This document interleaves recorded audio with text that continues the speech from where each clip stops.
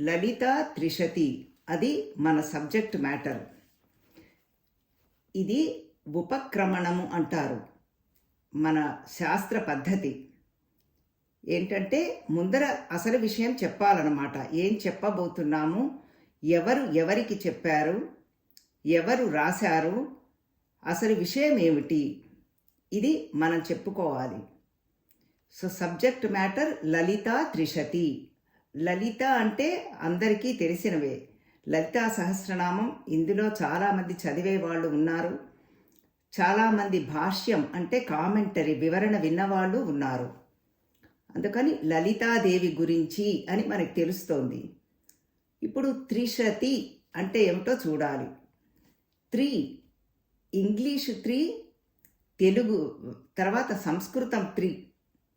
సంస్కృతం 3, ఇంగ్లీష్ 3 ఒకటే, అంటే 3 అని అర్థం. 3 అంటే 3.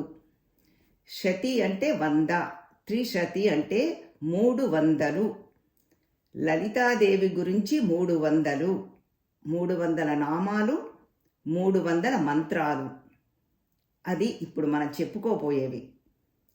అదే లలితా సహస్రనామం అనుకోండి. లలితాదేవి గురించి సహస్రం అంటే 1000 అని అర్థం. 1000 అంటే నెంబర్ 1000నేనా? ఎగ్జాంపుల్గా బాటా షాపులో 99.99 అంటారు. అట్లా అని కరెక్ట్ నెంబర్ అని కాదు, అనంతం. సహస్రం అంటే అనంతం. అనంతమైన నామములు, అనంతమైన రూపములు అమ్మవారికి. కానీ మన మైండ్ అది గ్రహించలేదు. అనంతం అంటే గ్రహించలేదు. మైండ్కి ఒక నెంబర్ కావాలి. అందుకని సహస్రం అని పెట్టారు మన ఋషులు. సనాతన ధర్మ విధులు, ఋషులు, మునులు వాళ్ళకి